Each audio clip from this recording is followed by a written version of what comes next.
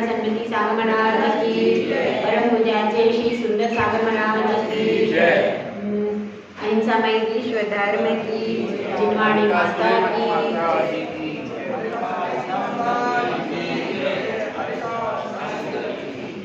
मनीषी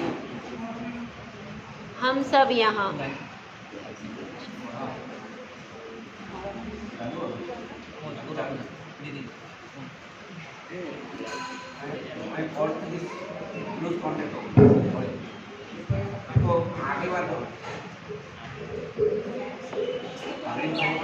हम सब यहाँ आचार्य समंतभद्र स्वामी विरचित रत्नकरण शावकाचार्य का स्वाध्याय है।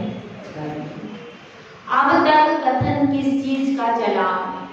तो देव शास्त्र गुरु, सच्चे देव, सच्चे शास्त्र और सच्चे गुरु क्या होते हैं, इनका स्वरूप क्या होता है, इस पर पूरा व्याख्यान हुआ है। अब इसके बाद शिष्य पूछता है कि क्या इतना ही है? सच्चे देव, सच्चे शास्त्र, सच्चे गुरु का स्वरूप आपने बताया, क्या इनके ही श्रद्धान से सम्यक दर्शन हो जाएगा अथवा कुछ और भी वस्तु है? तो उसको बता रहे हैं कि 8 अंग भी होते हैं। हमारे शरीर के कितने अंग होते हैं भाई? कौन कौन से? हाँ, कौन से अंग होते हैं? कौन बताएगा? 8 अंगों के नाम चाहिए। शरीर में 8 अंग होते हैं। हाँ बताओ, एक जन कोई भी खड़े होकर के बताओ, जिसको अच्छे से आता हो।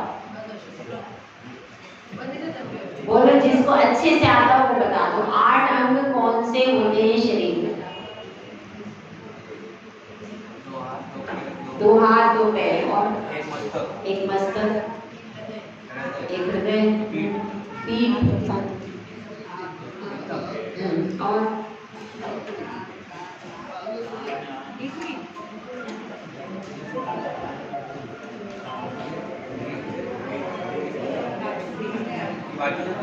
आपको आता है?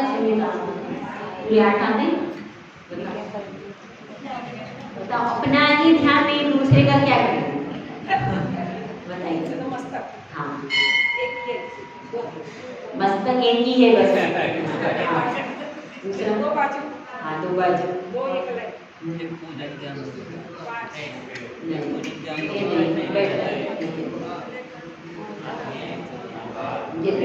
आपको अच्छे से आता है?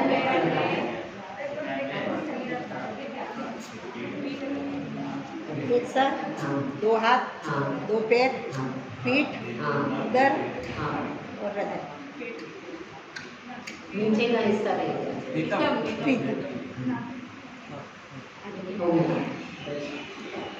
तो ये शरीर के 8 अंग होते हैं। कौन कौन से होते हैं बताओ एक बार सब।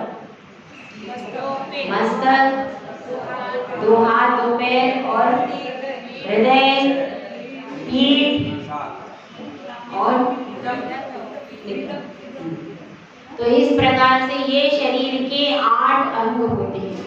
यदि किसी के 8 अंग में से कुछ कमी है तो वह अभिषेक, दान आदि कर सकता है, आहार दान दे सकता है? नहीं। ये 8 अंग पूरे होना चाहिए, उसके बाद ही वो आहार दान का पात्र होता है। ठीक है, अभिषेक करता है। बड़े बड़े अनुष्ठानों में भी यदि किसी के 8 अंग में से कम है तो वो सोदर में इंद्र आदि बन नहीं सकता, उसके अंग पूरे होना जरूरी है। तो यहाँ पर बात यह चल रही है कि जिस प्रकार से शरीर का सौंदर्य, शरीर का विकास, शरीर का बल किस पे आधारित है? 8 अंगों।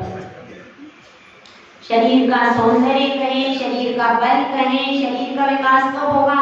जब उसके 8 अंग पूरे हो। यदि एक भी अंग में कमी है तो क्या होगा? उसकी मशीन ठीक तरीके से चल नहीं पाएगी, वो व्यक्ति व्यवस्थित जीवन व्यतीत नहीं कर सकता। एक भी अंग कम है तो वह फिर अपने जीवन को चला नहीं सकता। 8 अंगों का महत्व किसके लिए है भाई? शरीर के।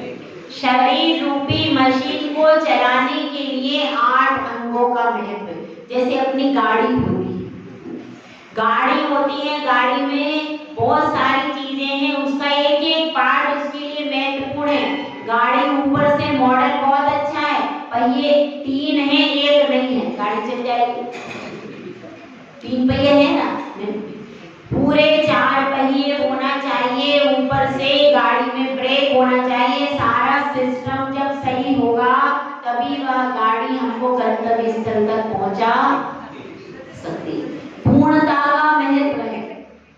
इसी प्रकार से सम्यक दर्शन में हमने महत्व किस चीज का है? सबसे पहले श्रद्धान का।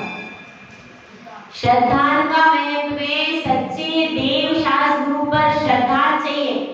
तो अब शिष्य यह कह रहा है, आपने बताया सच्चे देव शास्त्र गुरु पर श्रद्धान होना चाहिए, तो वह श्रद्धान कैसा होना चाहिए? उस श्रद्धान की क्वालिटी कैसी होना चाहिए? क्योंकि सब कुछ जिन धर्म में क्वालिटी पे डिपेंड है, क्वांटिटी पे डिपेंड नहीं है। यदि आपकी श्रद्धा में क्वालिटी ज्यादा है और आपके पास द्रव्य कैसा है, आपकी सामर्थ्य कम है, शक्ति कम है, द्रव्य आपके पास शक्ति के अनुसार कम है, लेकिन आपकी भावनाओं की क्वालिटी बहुत अच्छी है, तो उस थोड़े से द्रव्य में भी क्या हो जाएगा? पूरा फल मिल जाएगा। और आपके पास द्रव्य बहुत उत्कृष्ट है, बहुत उत्तम है, लेकिन आपके पास श्रद्धा की क्वालिटी बहुत कम है, तो क्या होगा? उसमें चमत्कार बिल्कुल होगा। द्रव्य का महत्व है, लेकिन कई बार ऐसा होता है कि भावों की क्वालिटी इतनी ज्यादा होती है कि द्रव्य उसमें गौण हो जाता है। और कई बार, लेकिन द्रव्य में क्वालिटी बहुत अच्छी है, लेकिन भावों में जब तक क्वालिटी मैच नहीं होती, जैसे मैचिंग पहनते हो ना, मैचिंग का ज्ञान महिलाओं को बहुत है। अब देखो क्या क्या मैचिंग होता है। साड़ी होगी तो उसमें ब्लाउज मैचिंग का होगा, और फिर बिंदी भी मैचिंग की चाहिए, बालों में जो क्लिप लगाएंगे वो भी मैचिंग का चाहिए, हार भी मैचिंग का चाहिए, हाथ में जो पहनेंगी वो भी मैचिंग का चाहिए, चप्पल भी मैचिंग की चाहिए। वो सारा सेट तैयार होता है। अभी यहाँ कुछ नहीं दिख रहा, वो जब ये शादी ब्याह या पार्टी में जाएंगे ना, तो स्पेशल ड्रेसेस होती हैं, उनके पूरे सेट पूरे तैयार रहते हैं कि इसमें पूरा सेट के साथ ही फिर वो पहन करके जाएंगे, इसके साथ में ये मैचिंग है, उसके साथ में ये मैचिंग। सही है? गलत तो नहीं बोला? मैं नहीं जाती हूँ शादियों में देखने। तो उसमें क्या होता है, मैचिंग का बड़ा उनको रहता है कि इसमें से ये मैच होना चाहिए। इसी तरह से आपको, जैसे आप ड्रेस का चुनाव करते हो पार्टी में, उसका सैंडल का चुनाव करते हो, बिंदी का चुनाव कितने ध्यान से करते हो। जरा सा भी मैचिंग बिगड़ गया तो मेरा अच्छी नहीं लगूंगी मैं, वो पार्टी में सब लोग क्या कहेंगे, इसलिए मुझे पूरा मैचिंग से, सेटिंग से जाना है। अब इधर जैसे आप वहां पर मैचिंग करते हो, ऐसे यहाँ पर मैचिंग क्यों नहीं करते? जो आप द्रव्य अच्छा लेकर के आए, द्रव्य उत्कृष्ट लेकर के आओ, तो भाव भी तो उत्कृष्ट करो। अब अपने द्रव्य से भाव का मैचिंग करना है, वो बाहर के मैचिंग से तो कुछ नहीं मिलने वाला। 4 व्यक्ति तारीफ कर देंगे और पीठ पीछे फिर तुम्हारी निंदा भी करेंगे, मुंह पे तो कहेंगे हाँ बहुत अच्छे लग रहे, देखो इसके पास, देखो इतना पैसा कहाँ से आ गया, इतनी अच्छी साड़ी कहाँ से आ गई, पता नहीं क्या करते हैं इसके पीछे से। बोलने वाले कम नहीं है, मुंह पे आपकी तारीफ कर देंगे बहुत अच्छा है, लेकिन अंदर अंदर जलेंगे इसके पास इतना अच्छा कैसे आ गया, ये इतनी स्मार्ट क्यों दिखती। तो इसीलिए उनका कोई भरोसा नहीं है। लेकिन अगर हम द्रव्य से भाव का मैचिंग कर लें तो क्या होगा? अगर हमारी श्रद्धा सुपर हो गई तो फिर हमें कोई भी टेंशन नहीं। तो अपने को क्या करना है? द्रव्य कितनी कैसी होना चाहिए? जैसी शक्ति हो वैसा द्रव्य होना चाहिए। यदि कोई 1 करोड़ रुपए कमाता है उसके पास उसी क्वालिटी की द्रव्य होना चाहिए जैसा घर में वह भोजन बन रहा है उसका। घर में जिस प्रकार की व्यवस्था है उसी क्वालिटी का द्रव्य मंदिर में चढ़ाना। और कोई गरीब है, उसके पास ज्यादा कुछ सामग्री नहीं है, थोड़ा सा है, तो उसका थोड़ा सा भी बहुत है। क्यों? क्योंकि उसकी शक्ति जितनी है उतना ही करना। उधार लेकर के पूजा करने का कहीं भी विधान ना, उधार लेकर के आहार देने का विधान आया। हमारे मूलाचार में भी आया है कि यदि कोई व्यक्ति कमजोर शक्ति वाला है और वह उधार मंगा करके और आहार बनाता है तो यह दोष है। यदि साधु को पता चल जाए ये पूरा भोजन उधार के पैसे से बना है तो वे त्याग कर सकते, उनको यदि पता चल जाता है। तो इस प्रकार से आपकी शक्ति जितनी है उतना ही कार्य करना चाहिए। किसमें? चाहे आप दान दो, चाहे आप पूजा करो, चाहे आप धर्म की कोई भी क्रिया करो। यहाँ पर पराधीन कुछ भी नहीं बताया। क्या कहते हैं? जितनी शक्ति कीजिए शक्ति प्रमाण, शक्ति बिना श्रद्धा करे, ध्यान श्रद्धावान अजर अमर पद हो। यहाँ पर देखिए आपकी जितनी शक्ति है उतना ही हमको हर चीज में शक्ति लगाना। तप है, त्याग है, जितनी शक्ति है। और जैसे जैसे शक्ति, जैसे जैसे संयम और तरफ बढ़ता जाता है वैसे वैसे शक्ति भी अपने आप आ जाती। जैसे कहते हैं हिम्मता मर्दे, क्या है वो आप बताइए? खुदा तो खैर उसमें नहीं। हाँ, हिम्मता मर्दे वर्दे खुदा, ऐसा कुछ है कि मतलब अगर कोई व्यक्ति है, मनुष्य है, वो पुरुषार्थ करता है तो क्या होता है? खुदा भी उसके लिए हेल्प करने के लिए तैयार। क्या कहते हैं? आप 2 कदम चलो, हम 4 कदम चलेंगे। कब? जब आप 2 कदम चलोगे। पहला पुरुषार्थ आपको करना। अगर आप गुरु के पास में भी जाते हो, कितनी बार जाओगे, बार बार श्रीफल चढ़ाओगे तो एक बार गुरु भी आशीर्वाद दे देंगे। और आप कब जाओगे ही नहीं तो फिर क्या मिलेगा? फिर कुछ भी मिलने वाला। तो इस तरह से पुरुषार्थहीन होकर के नहीं रहना, हर पल अपने को पुरुषार्थ करते रहना। तो अब अपनी बात चल रही है श्रद्धा। उस श्रद्धा को भी अंगों सहित पाला जाता है। जो हमारा श्रद्धान है उस श्रद्धान में 8 अंग होने चाहिए। यदि वो 8 और या फिर श्रद्धान कहें या सम्यक दर्शन कहें, दोनों में बात अलग अलग नहीं है। तो इसलिए यहाँ पर कह रहे हैं सम्यक दर्शन में 8 अंग होते हैं। यदि 8 अंग में से भी एक अंग कम हो जाए तो सम्यक दर्शन पूरा नहीं होगा। इसलिए अब उन 8 अंगों की चर्चा चल रही। सबने लगभग सुनी ही होगी वो चर्चा, सुनी है कि नहीं? दोबारा सुनना है क्या? क्योंकि ये तो ऐसे हैं कि घर जाते हैं और सब पाठ सपाट हो जाता है। जब तक साधु होते तब तक तो पूरे मनोयोग से सुनते हैं, लेकिन रिवीजन नहीं करते, इसलिए सब भूल जाते हैं। तो अब अपनी बात चल रही है सम्यक दर्शन की। तो सम्यक दर्शन के लिए सबसे पहली है श्रद्धा, और श्रद्धा में पहला दोष है शंका। सांसारिक संबंध भी टिकते हैं तो उनमें क्या होता है? आधार विश्वास। गणित का विस्तार अंक पर आधारित है और संबंधों का विस्तार विश्वास पे आधारित। यदि विश्वास होगा तो आप साथ में रह सकते हो, और विश्वास आपस में नहीं है तो साथ में रह नहीं सकते। पति पत्नी में परस्पर विश्वास होता है कि इस पत्नी ने मेरे लिए जो भोजन बनाया है यह अच्छा है, शुद्ध है और मेरे शरीर को आरोग्य करने वाला है। यदि एक बार किसी पति को ये शक हो जाए कि मेरी पत्नी मेरे साथ कुछ घात करना चाहती है, इस तरह का विचार आ जाए तो वो भोजन भी करना पसंद विश्वास खत्म हो गया। जब तक विश्वास रहता है तभी तक संबंधों में प्रेम, जब विश्वास नहीं है तो प्रेम है ही।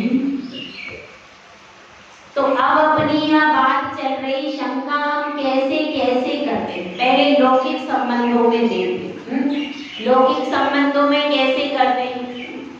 अब आपकी बेटी है, पढ़ी लिखी हो गई, पढ़ी लिखी हो गई, डॉक्टर इंजीनियर बन गई। अब उसको अपने मम्मी पापा पर विश्वास नहीं है कि ये मेरे लिए योग्य वर ढूंढेंगे और उससे मेरा मन मैचिंग होगा कि नहीं होगा, उसको विश्वास, इसलिए वो खुद अपने लिए ढूंढने का प्रयास। यदि उसको विश्वास होता, मैना सुंदरी को विश्वास था कि मेरे माता पिता जो मेरे लिए ढूंढेंगे वो अच्छा ही, उस विश्वास के आधार पर उसने कोड़े को भी स्वीकार कर लिया।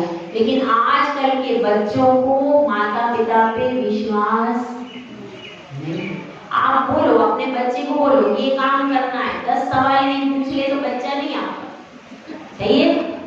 आप अपने बच्चों को बोलो ये काम करना है, ऐसा क्यों करना, ऐसा क्यों नहीं करना, इसमें क्या है, उसमें क्या है, 10 प्रकार के सवाल वो आपसे पूछेगा, पूछेगा कि नहीं? एकदम राजी हो जाएगा क्या? एक भी बच्चा घर में ऐसा नहीं होगा एक बार में राजी हो जाए। वो 10 प्रकार के सवाल पूछेगा।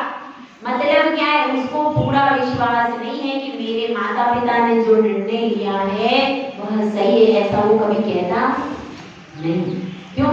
क्योंकि उसको पूरा विश्वास नहीं। तो संबंधों पर से विश्वास नहीं है, आपस में क्या उत्पन्न हो रहा है, पता नहीं ये सही है। पहले आप अपने बेटे से कह देते थे ये काम करना है, बेटा सवाल करता था क्या?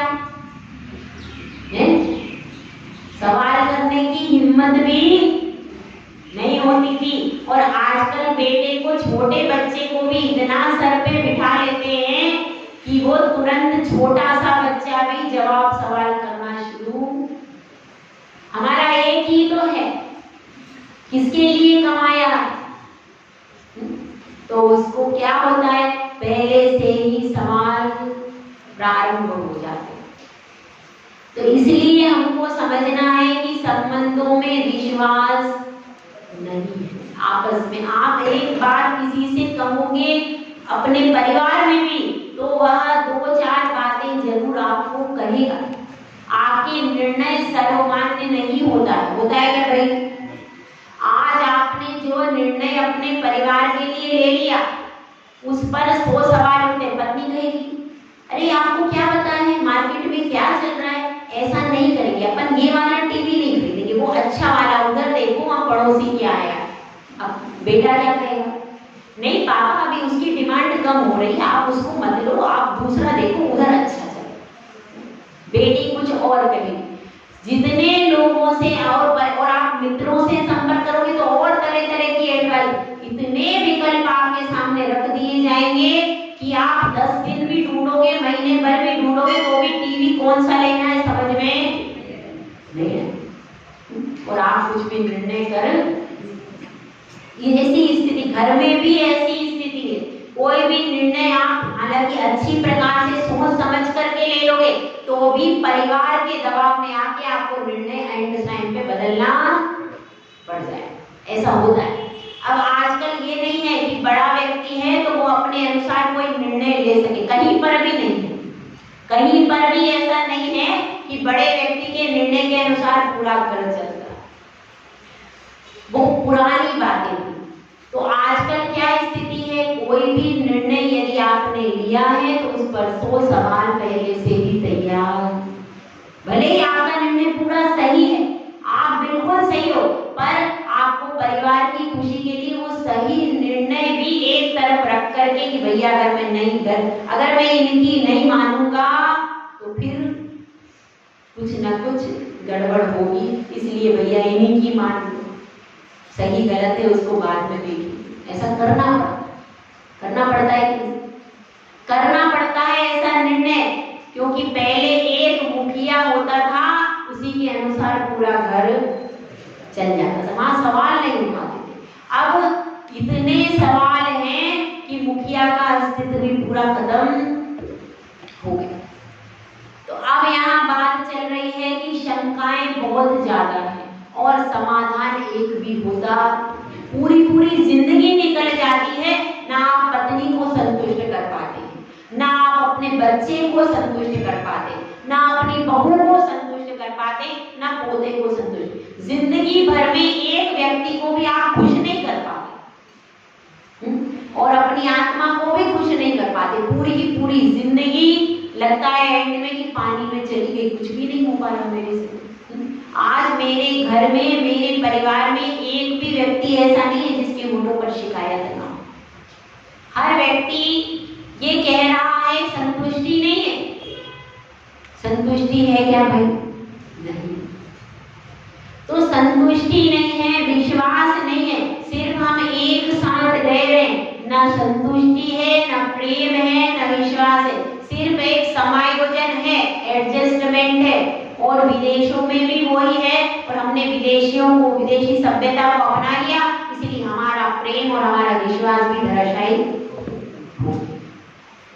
तो अब यहाँ पर बात चल रही है, भले ही आपके घर में आपका विश्वास नहीं हो, काम चल जाए, लेकिन धर्म के क्षेत्र में यदि आपका विश्वास परस्त नहीं है भगवान के ऊपर, जिन धर्म के ऊपर, तो आपका इस मनुष्य पर्याय में जन्म लेना व्यर्थ ही।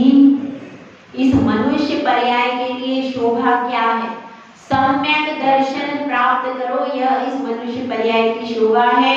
जिन धर्म का महत्व है, यदि आप इस जिन धर्म में रह करके सम्यक दर्शन को प्राप्त नहीं कर सके, उसको संभाल कर नहीं रख सके, तो जिन धर्म में आना, मनुष्य पर्याय पाना, सब कुछ व्यर्थ है। इसलिए सम्यक दर्शन यदि प्राप्त करके, संभाल करके रख पाए, तो ही जिन धर्म में आना सार्थक है। इस चीज को समझ करके सुनना कि पहला अंक हमारा क्या है? शंका नहीं करना, निशंकित। जिन धर्म के बारे में, सच्चे देव शास्त्र गुरु के बारे में कोई भी शंका, जो स्वरूप बताया है 46 मूल गुणों के बारे में, 28 मूल गुणों के बारे में, जिनवाणी के बारे में, उस स्वरूप में संदेह नहीं करना कि आगम में जो कहा है वही स्वरूप है। ऐसा नहीं सोचना आगम में पता नहीं कैसे कह दिया, ऐसा थोड़ी होता। ऐसा सोचना, अपना शंका करना हो जाएगा। और आगम अनादिकाल से चला रहा है, आज का नहीं है। पहले भी 46 मूल गुण होते थे, अब भी होते हैं, पहले भी 28 होते थे, 36, ये सब पहले से ही चला रहा है। नमोकार मंत्र अनादि निधन है, धर्म अनादि निधन है, पंच परमेष्टि भी अनादि, ये पहले से चला रहा है। तो जिन बच में शंका न था, छेड़ा पड़ी ना समझे क्या है? जिनेंद्र भगवान के वचनों में शंका नहीं करना। तो इसमें तो केवल जिनवाणी का बता दिया, फिर देव और गुरु में कर सकते हैं, ऐसा नहीं। जिनेंद्र भगवान के वचनों में शंका नहीं करना, इसका मतलब जिनेंद्र भगवान भी तो हमारे लिए आराध्य हो गए, वे भी आराध्य हो गए, और पंच परमेष्टि भी आराध्य हो गए। सच्चे देव शास्त्र गुरु सब जिन धर्म के अनुयायी हैं, इसलिए उन पर भी श्रद्धा करना, शंका करना। तो अब इसमें अपन पहले श्लोक पढ़ेंगे। श्लोक निकाल लीजिए, कौन सा नंबर है? इद में वेदृशमेव तत्त्वं नान्यत् चान्यथा इत्येकं पायसाम्भोवत् सन्मार्गे संशयारुचि। क्या कह रहे हैं? इद में वेदृश में, इदम मतलब यह, ईदृश यानी इसके समान, और इस प्रकार का ही है। क्या? सम्यक दर्शन नहीं, सच्चे देव शास्त्र गुरु का स्वरूप जिनवाणी, ये सब कैसा है? जैसा लिखा हुआ है, जैसा आगम में कहा गया है, वैसा वह ही है, वैसा ही है और अन्य प्रकार का नहीं है। इनमें वेदरश्मेव, फिर अभी आगे बताए तत्वम नान्यं जान्यथा, वह तत्व अन्य प्रकार से नहीं है। तो 7 तत्वों का स्वरूप है। कैसा कैसा स्वरूप है? जीव का क्या स्वरूप है? जीव का स्वभाव कहें, स्वरूप कहें, जानने देखने वाला जीव जो जानता और देखता नहीं है वह कौन है? यह श्रद्धान कैसा होना चाहिए? पक्का होना चाहिए। उसके बाद दूसरा तत्व, दूसरा द्रव्य कौन सा? दूसरा तत्व कौन सा है? जीव अजीव। अजीव का स्वरूप क्या है? जो जानता देखता नहीं है उसको क्या कहते हैं? अजीव। अजीव में बाकी के 6-5 द्रव्य आ जाते। कौन से भाई? उद्गल, धर्म, अधर्म, आकाश और काल, ये सब आ जाते हैं कि नहीं अजीव में? ये सब अजीव में आ जाते हैं। क्यों? फिर उद्गल का क्या स्वभाव है, क्या स्वरूप है? स्पर्श, रस, गंध और वर्ण। और उसके बाद उद्गल धर्म का क्या स्वभाव है, क्या स्वरूप है? हाँ, उसका यही गुण है, गति हेतुत्व। अधर्म का क्या है? स्थिति हेतुत्व। और आकाश का अवगमन हेतुत्व, काल का वर्तमान। तो ये सब उसके गुण हैं, उसका स्वभाव है। और ये 4 द्रव्य कैसे हैं? इनमें स्पर्श, रस, गंध, वर्ण नहीं है। आत्मा में भी नहीं है, लेकिन जब वह संयोग कर लेता है पर्याय का, तो उसके साथ में यह सब जुड़ जाता है। ठीक है, तो अब अपनी बात चल रही है इन द्रव्यों का ऐसा स्वरूप है। तो जीव अजीव आश्रव का स्वरूप क्या है भाई? आश्रव किसको कहते हैं? तो आश्रव का स्वरूप बताया है कि शुभ और अशुभ आश्रव होता है। कर्म आते हैं तो वे आते हैं। कोई कहे कि नहीं भाई मुझे कर्म कहाँ दिख रहे हैं, यहाँ तो कुछ दिख नहीं रहे आते जाते, तो मैं तो नहीं मानूंगा। तो ऐसा नहीं है। भले ही कर्म आपको आते नहीं दिख रहे, लेकिन उनका फल भोगते हुए जीव तो दिख रहे हैं। किसी का सिर दुख रहा है, किसी का पेट दुख रहा है, कोई कहीं बीमार है, कोई कहीं जा रहा है, कोई बिल्कुल स्वस्थ है। तो कर्म का फल तो दिख रहा है ना। कर्म आते हुए नहीं दिख रहे, बनते हुए नहीं दिख रहे, लेकिन उन कर्मों का फल तो जब प्रकट होता है तो पता चलता है ना। नहीं पता चलता? पता चलता है। कर्म का फल भोगते हुए संसार में सब लोग देखे जाते हैं। कोई अमीर है, कोई गरीब है, कोई जन्म से बीमार है, उसने कुछ नहीं किया तो भी बच्चा बिल्कुल छोटा गोद में, तो भी उसको कैंसर है। तो कैसे हो गया? पहले पूर्व कर्म के उदय से, पूर्व कर्म के फल से आज वह छोटा सा बच्चा भी बीमार है।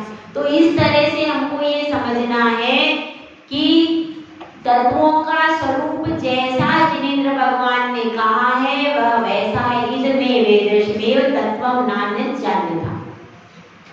अब यहाँ पर ये तो बता दिया। अब नीचे की लाइन में क्या है? दृष्टांत है। ऊपर दृष्टांत है, नीचे दृष्टांत है। जो परिभाषा थी वो कहाँ आ गई? ऊपर की लाइन में, कि जिनेंद्र भगवान ने जो कहा है, जैसा स्वरूप तत्वों का बताया है, जैसा सच्चे देव शास्त्र गुरु का स्वरूप बताया है, वह वैसा ही है। इसमें कोई अंतर नहीं होता। तो फिर उदाहरण देकर के बता रहे हैं, क्योंकि लौकिक व्यक्तियों को लौकिक दृष्टांत के बिना समझ में नहीं आता, इसलिए उनको बता रहे हैं कि जिस प्रकार से तलवार होती है, तो तलवार में क्या होता है? पहले उसके बाद पानी चढ़ाया जाता है, तो पानी उसके ऊपर स्थिर हो जाता है। तो तलवार की धार पर अगर पानी लगाते हैं तो वह पानी स्थिर हो जाता है, वह उस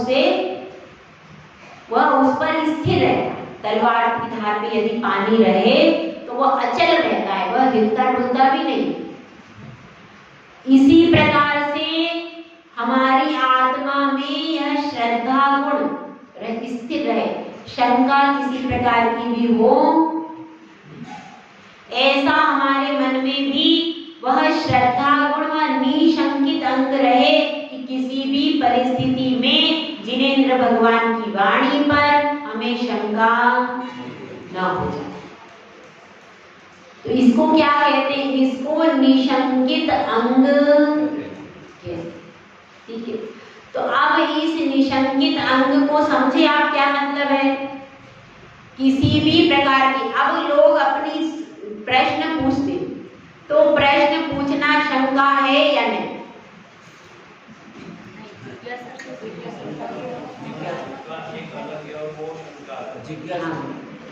प्रश्न पूछना शंका है या नहीं है? बताओ। नहीं है। देखो, मैं आपके अपोजिट डायरेक्शन में बैठ गया, इसलिए आप सोच समझ के पढ़ो। क्या है? प्रश्न पूछना। हाँ, पीछे से बता रहे अशोक भैया, बताइए। कोई शंका नहीं है, प्रश्न पूछना चाहिए। अच्छा, प्रश्न पूछिए। अब ये पूछ रहे हैं कि प्रश्न पूछना शंका हो भी सकता है और नहीं भी हो सकता, दोनों चीजें। ठीक है, अपन कौन से स्यादवाद के अनुयायी। प्रश्न किसी ने पूछा, अब उसके मन में क्या है कि ये जिनवाणी का स्वाध्याय चल रहा है, मैं प्रश्न पूछ करके इनका ध्यान भटका दूं और जिससे कि ये जिनवाणी का स्वाध्याय आगे नहीं हो पाए, तो ये क्या हो गया? यह हो गई शंका, क्योंकि उसका उद्देश्य क्या था कि स्वाध्याय नहीं हो पाए। और ऐसी शंका, कुतर्क करना, ऐसे कुतर्क करना जिससे कि जो स्वाध्याय चल रहा है उसमें डिस्टरबेंस उत्पन्न हो जाए, ऐसा कोई कुतर्क कर देना। और मान लो सामने वाला जो बैठा है उसको इतना ज्ञान नहीं है, तो नहीं दे पाया तुम्हारे कुतर्क का उत्तर, तो क्या होगा? तो वह स्वाध्याय डिस्टर्ब हो जाएगा। सब लोग कहेंगे इसको कुछ नहीं आता, ये गद्दी पे बैठा है, बताओ। तो क्या होगा उससे? उसके प्रति जो श्रद्धा की भावना थी, जो व्याख्यान कर रहा था, वो उत्तर नहीं दे पाया, तो उसके प्रति भावना खंडित हो गई। तो इस तरह से कुतर्क वाले जितने भी प्रश्न हैं, जो जिनागम को सिद्ध नहीं करते, विपरीत मान्यता वाले प्रश्न हैं, तो उन प्रश्नों से वो प्रश्न शंका में शामिल हो जाए। लेकिन जो केवल जिनागम को जानने के लिए, जो जिनागम को झूठा सिद्ध करने के लिए शंका कर रहा है, क्या सोच रहा है कि ये तो सब गलत है, जो कुछ जिनवाणी में लिखा है ये सब गलत है, ऐसा कह करके कोई प्रश्न उठाता है, तो उसकी वह प्रश्न क्या है? शंका। लेकिन कोई व्यक्ति जिनवाणी को समझने के लिए प्रश्न उठाता है कि माता जी इसमें कैसे लिखा है, ये हमारी समझ में नहीं आया, ये आप समझा दीजिए, तो उसका क्या हो जाएगा? उसकी शंका जिज्ञासा। वह जो प्रश्न पूछ रहा है वह प्रश्न कैसा है? वह प्रश्न उसका शंका में नहीं आएगा, वह जिज्ञासा। समझ में आई बात? तो शंका अलग है और जिज्ञासा अलग है। क्यों? क्योंकि जिज्ञासा जो कर रहा है वह कौन है? वह सम्यक दृष्टि। और जो शंका कर रहा, कुतर्क कर रहा है, वो कौन है? इसलिए उसकी शंका होगी और सम्यक दृष्टि की जिज्ञासा। क्योंकि वो क्यों प्रश्न कर रहा है? वह प्रश्न इसलिए कर रहा है कि मुझे समझ में आ जाए और मेरे साथ ये लोग बैठे, इनको भी सब कुछ समझ में, सबका ज्ञान बढ़े। उसकी भावना क्या है? सबका ज्ञान बढ़ जाए, तो इसलिए वह सार्थक है प्रश्न करना। तो अब अपनी बात यह अपने को शंका करना है तो कैसी करना, समाधान मिल जाए जिनागम से, इस उद्देश्य को लेकर के जिज्ञासा रूप प्रश्न कर सकते हैं। और अब इसमें प्रसिद्ध हुआ है, कौन प्रसिद्ध हुआ है? सबको कहानी पता है, बताना है? सबको कहानी याद है अच्छी तरीके से? याद है ना? सबको सुननी है क्या दोबारा कहानी? और एक बार रिवीजन करवा दे। तो ये कहानी है एक चोर की।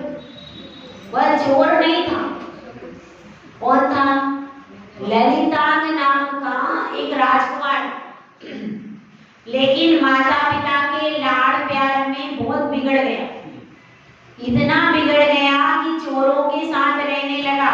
माता पिता ने बिल्कुल ध्यान ही नहीं दिया, हमारा बेटा कहाँ जा रहा है, किससे मिल रहा है, किसके साथ बैठ रहा है। जैसी अभी स्थिति हो रही है वैसी उस समय भी स्थितियां होती हैं। अभी भी लोग ऐसे ही करते हैं, अपने बच्चों की संगति का ध्यान। फिर बाद में क्या होता है, बेटा भी परेशान होता है और आप भी परेशान होते। तो इसलिए वह भी बेटा अच्छा था, राजकुमार था, क्षत्रिय था, सब गुणवान था, सर्व गुणों से संपन्न था, लेकिन कुसंगति के कारण जैसा पानी कीचड़ में चला जाता है तो कीचड़ बन जाता है, और सीप में जाता है तो मोती बन जाता है। इसी प्रकार से उसकी गति हो गई कि वह भी कुसंगति में पड़ गया, चोरों के साथ, व्यसनी के साथ में रहने लगा, और फिर वो सप्त व्यसनी बन गया। क्योंकि जिसके साथ रहो उसके वैसे ही आप बनते चले जाते।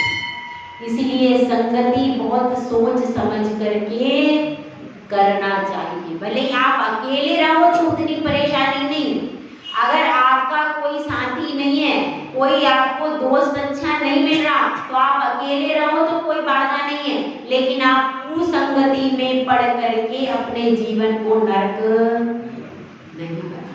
साधु को भी आप क्यों लेकर के आते? एक गड़ी आदि में बुनियाद, रहीमन संगति साधु की हरे कोटि अपराध।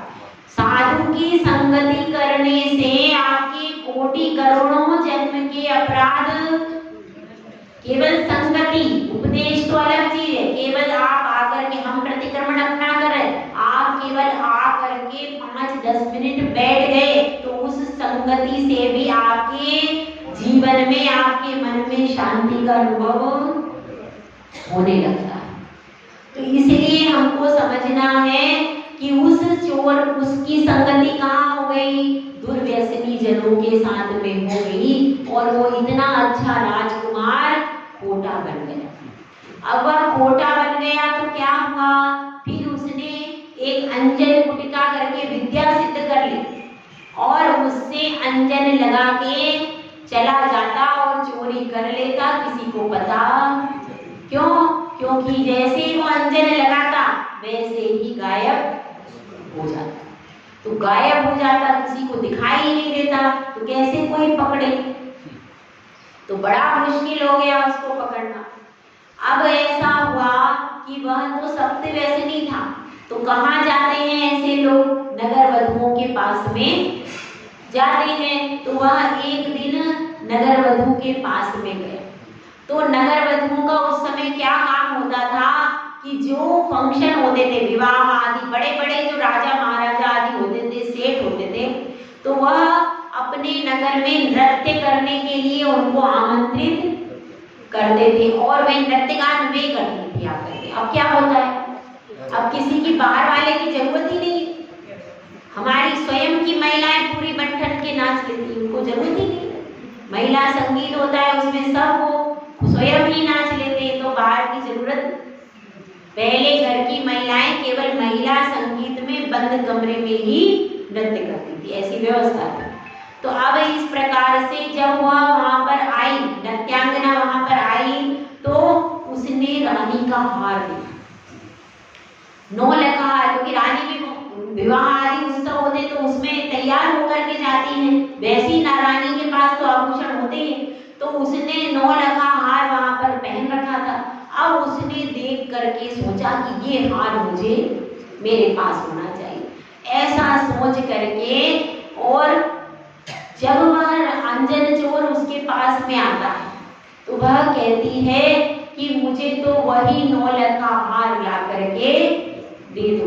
मैंने बहुत सुना है कि तुम बहुत बड़े चोर हो, तुम्हारी कला बहुत कुशल हो, तुम इस कला में अत्यंत कुशल हो, लेकिन मैं तो तुम्हें कुशल तभी मानूंगी जब तुम रानी के गले से वो हार निकाल के मुझे ला करके दे दो। जब तक तुम ये हार निकाल के नहीं ला के देते तब तक मैं तुम्हें सबसे कुशल चोर मानने वाली और मैं तुमसे बात भी करने वाली नहीं। अब आप परेशान हैं। चोर ने सोचा कि कैसे भी करके मुझे इसे संतुष्ट करना। बड़ा आश्चर्य है कि हम जिंदगी में सबको संतुष्ट करने में लगे रहते हैं। ये बात अलग है 60 साल 70 साल चले गए। हाँ भैया, आपकी कितनी उम्र है दादाजी? कितनी होगी? 70 साल में एक व्यक्ति को नाम बता दो जिसको आप संतुष्ट कर पाए। फिर भी हमारी कवायद चालू है कि हम संतुष्ट करना चाहते हैं। होता है संसार में, परिवार में कोई संतुष्ट। अब जब ये 70 साल तक नहीं कर पाए तो आप कैसे करोगे बताओ? लेकिन हमारी तो परेड चालू है। तो अब क्या हो रहा है, संतुष्ट करना चाहता है, लेकिन वो तो अंजन चोर तो मिथ्या दृष्टि था। तो उसने सोचा कि भाई मुझे तो इससे बात करनी है, तो मैं क्या करूंगा, मैं अब जा करके, और मुझे कुशल चोर भी साबित होना, मैं सबसे कुशल चोर हूँ, ये भी मेरी रेपुटेशन का सवाल है। जो दोषी लोग होते हैं उनकी भी एक रेपुटेशन है, वो भी चाहते हैं कि समाचार पत्रों में हमारा फोटो छपे, सब लोग हमारा नाम लेकर के 2-4 गलत शब्द कहें, नहीं तो हमारा क्या महत्व। जैसे आपको प्रशंसा की लालच है, उनको निंदा की लालच है, उनको इसी तरह से आतंकवादी लोगों को तैयार किया जाता है कि नेगेटिव व्यक्ति आपके बारे में कहेंगे तभी आपका नाम होगा। एक तरफ तो क्या होता है, एक तो होता है विख्यात और एक होता है कुख्यात। तो वे कुख्यात होते, प्रसिद्ध वे भी होते हैं। अभी भी डाकू जो है, यहाँ कोई प्रसिद्ध चोर हो जाए तो चोर भी फेमस हो जाएगा, फेमस हो जाते हैं वो लोग, वो भी फेमस है, आप भी फेमस है, वो कुख्यात है, आप प्रख्यात, इतना ही अंतर है। तो अब वह भी कैसा था, तो उसने कहा सबसे टॉप पे अगर कोई चोर पहुंचेगा तो मैं पहुंचूंगा, दूसरा कैसे पहुंचे। इनमें भी अंडरवर्ल्ड्स में भी कंपटीशन होता है।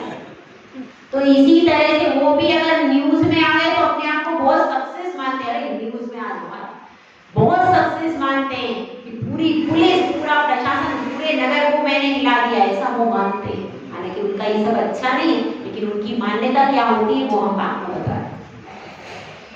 तो अब क्या हुआ, उसने सोचा कि नहीं, आज तो मैं दिखा दूंगा कि सबसे कुशल मैं हूँ, और किसी और अदृश्य तो था ही वो, महल में प्रवेश कर गया, किसी को पता ही नहीं चला, अदृश्य बन करके महल में प्रवेश कर गया और रानी के गले से हार भी निकाल लिया।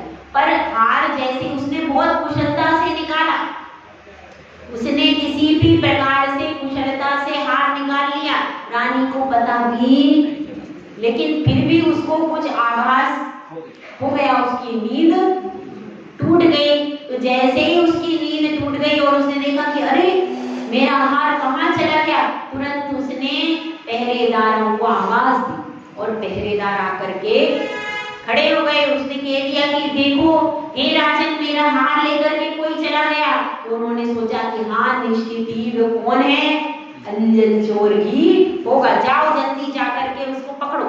और सब सैनिक पहरेदार पीछे पीछे भागने लगे, आगे आगे अंजन चोर, पीछे पीछे पहरेदार।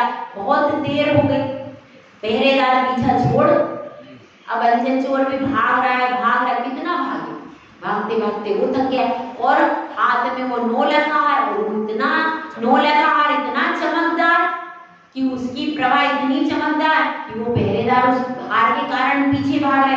अब उसने सोचा कि अब तो छोड़ो उसको जिसकी वजह से मैं ये हार लेने के लिए आया। यहाँ तो जान के ही लाले पड़ गए, पहले अपनी जान बच जाए, और जब तक मैं ये हार हाथ में रखूंगा तब तक जान तो नहीं बचेगी, क्योंकि इस हार की चमक इतनी है कितना ही मैं छुपाऊंगा तो भी ये चमक खत्म नहीं होगी। तो अब क्या करना चाहिए, इस हार को कहीं छोड़ देना चाहिए। ये हार छोड़ दूंगा तभी मुझे शांति मिलेगी, और अब तो बस अपनी जान बच जाए वही सब कुछ है। ऐसा सोच करके वो क्या करता है, हार को कहीं डालने के लिए क्या सोचता है कि कहीं मैं ऐसे गुप्त स्थान पर जाकर के इस हार को छोड़ दूं और स्वयं कहीं झाड़ियों में भाग जाऊं। ऐसा सोच करके वह आगे बढ़ता है और एक झुरमुटे में जाकर के वृक्ष के पास जाता है और सोचता है मैं यह हार यही छोड़। ऐसा सोच करके जैसे ही वो सामने देखता है तो क्या देखता है कि एक व्यक्ति सीके पर क्या कर रहा था, ऊपर चढ़ रहा था, उतर रहा था, और नीचे सारे हथियार मुंह करके लगे हुए थे। तलवार है, भाला है, बर्छी, सब ऊपर की ओर मुंह करके कई प्रकार के हथियार लगे हुए, और यह चढ़ उतर रहा है। तो वह सोचता है ये क्या करतब हो रहा, मैंने ऐसा करतब आज तक देखा नहीं, कौन सा करतब हो रहा है। तो पहले अभी ऐसा करूं कि पहले इस हार को इधर कोने में छोड़ दूं। तो हार को वह वृक्ष के नीचे छोड़ देता है और उस व्यक्ति के पास में आकर पूछता है कि भाई ये तुम कौन सा करतब कर रहे हो, कौन सा सर्कस है, कौन सा करतब है, मैंने तो आज तक देखा नहीं ऐसा करतब, क्या कर रहे हो। और यहाँ पर कोई पब्लिक भी नहीं है, कोई नट करता है, सर्कस वाला करता है तो पब्लिक के लिए करता है, तुम्हारे तो यहाँ कोई पब्लिक नहीं, कोई नहीं, तुम्हें किसके लिए क्या करतब कर रहे हो। और इतना खतरनाक करतब, नीचे से ऊपर चढ़े हो और नीचे गिरो तो जिंदगी खत्म। तो ये सब क्या है, तो वह क्या बताता है कि मेरा जो स्वामी है, सेठ कौन था, जिनेंद्र, तो वह जिनदत्त सेठ है, और उसने क्या बताया है, उसने क्या बताया है कि ऐसे प्रयास करोगे तो तुम्हें आकाशगामिनी विद्या सिद्ध हो जाएगी। और वे प्रतिदिन चैत्यालयों की वंदना करने के लिए जाते थे। तो मैंने उनसे पूछा कि आप कैसे जाते हो, तो उन्होंने बताया कि मुझे आकाशगामिनी विद्या सिद्ध हो गई, और यदि तुम इस मंत्र को सिद्ध कर लोगे तो तुम्हें भी आकाशगामिनी विद्या। तो मैं उस आकाशगामिनी विद्या को सिद्ध करने के लिए यह सारा उपक्रम कर रहा। अब वह सारा उपक्रम कर रहा था, लेकिन सारा उपक्रम करने के बाद भी उसका मन स्थिर, शंका हो रही थी, पता नहीं ऐसा नहीं हो जाए कि मैं नीचे गिर जाऊं और हथियारों से मेरा मरण हो जाए। क्योंकि क्या कहा था, एक एक लड़ काटते रहना, सीका है वो, सीके में लड़ थी, और एक एक लड़ काटते जाना, जब सारी लड़ कट जाएंगी तो विद्या आकर के तुम्हें झेल लेगी। अब वो सोच रहा है कैसे करूं, नीचे पता नहीं क्या होगा, विद्या सिद्ध होगी कि नहीं होगी। मन में संशय, मन में शंका चल रही, और वास्तव में वह पात्र भी नहीं था, क्योंकि क्षत्रिय व्यक्ति में साहस होता है, हर व्यक्ति में साहस नहीं होता।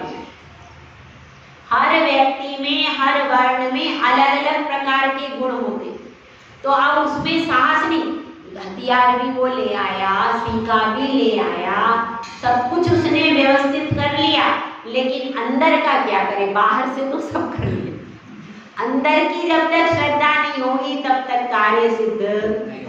अब अंदर की श्रद्धा जगाने के लिए क्या कर रहा था, बार बार ऊपर नीचे कर रहा, पर अंदर में, मन में श्रद्धा नहीं हो पा रही थी। अब अंजन चोर ने सोचा कि अब क्या करूं, मरण तो सामने है, सैनिक ज्यादा पीछे नहीं है। अभी 2 मिनट के बाद ही सैनिक आ जाएंगे और मुझे पकड़ करके ले जाएंगे।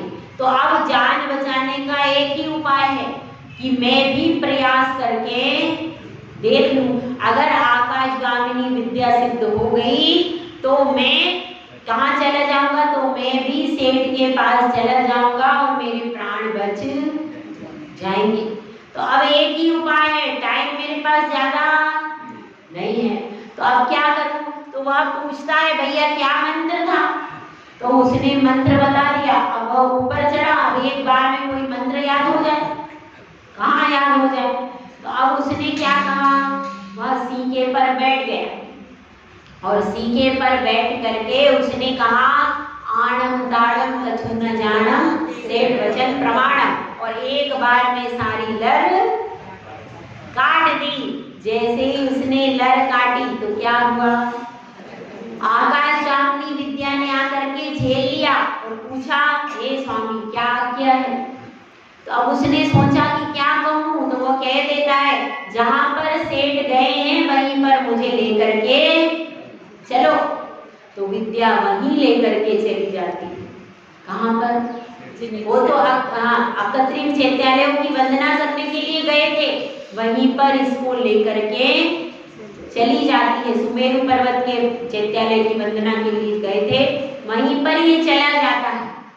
और जा करके वहां पर मुनिराज भी बैठे थे, लेकिन अंजन चोर नमस्कार करता है सेठ सुदर्शन को कि आप मेरे प्रथम गुरु हो, जिन्होंने काल के गाल से मुझे बचा लिया। तो ऐसी यह कथा है। और फिर क्या होता है, फिर वह किसके पास जाता है, फिर पूरी कथा इसकी मुनिराज सुनाते हैं पूरे जन समुदाय को। तब फिर उसके बाद वह मुनिराज के चरणों में झुकता है। अब उसको श्रद्धा उत्पन्न हो गया, श्रद्धा उत्पन्न हो गया, क्योंकि पहले भी वो जैन ही था। जन्म से कौन था वे, जन्म से वो जैन था, दूसरे धर्म का नहीं था, जैन ही था वो जन्म से। लेकिन कुसंगति के कारण कोटा चरित्र पालन करने लगा।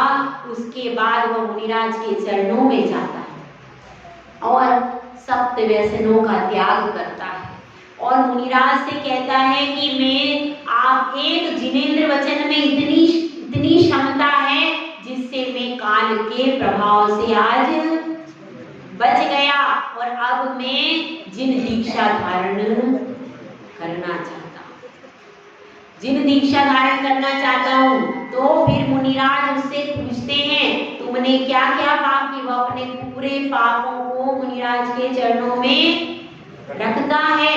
मुनिराज उसको क्या करते हैं, प्रायश्चित देकर के उसकी शुद्धि करते हैं, पूरा प्रायश्चित देते। जो भी उसने पूरे जीव, अब भी यही व्यवस्था है, अब भी दीक्षा लेने के लिए आप जाते हो, पहले आपको पूरे जीवन काल में जितने भी पाप हुए हैं, जो बड़े बड़े हैं, वो सारे पाप गुरु के चरणों में निवेदन करना होता है। उसके बाद गुरु सुन करके प्रायश्चित देते हैं, उसके बाद में दीक्षा होती है।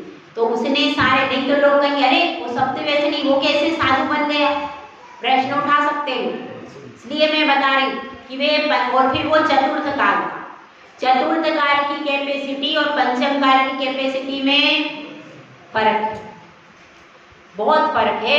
क्योंकि चतुर्थ काल में लोग मन को तुरंत स्थिर करके स्वर्ग में जा सकते थे, मोक्ष में जा सकते थे और बड़ी से बड़ी साधना भी करने की सामर्थ्य रहती थी। अब उतनी सामर्थ्य अच्छे व्यक्ति जो कि पूरे सदाचार का पालन कर रहे हैं, उनका भी मन विचलित हो जाता है। तो कोई सप्त व्यसनी हो तो उसका मन विचलित होने में क्या देर लगेगी।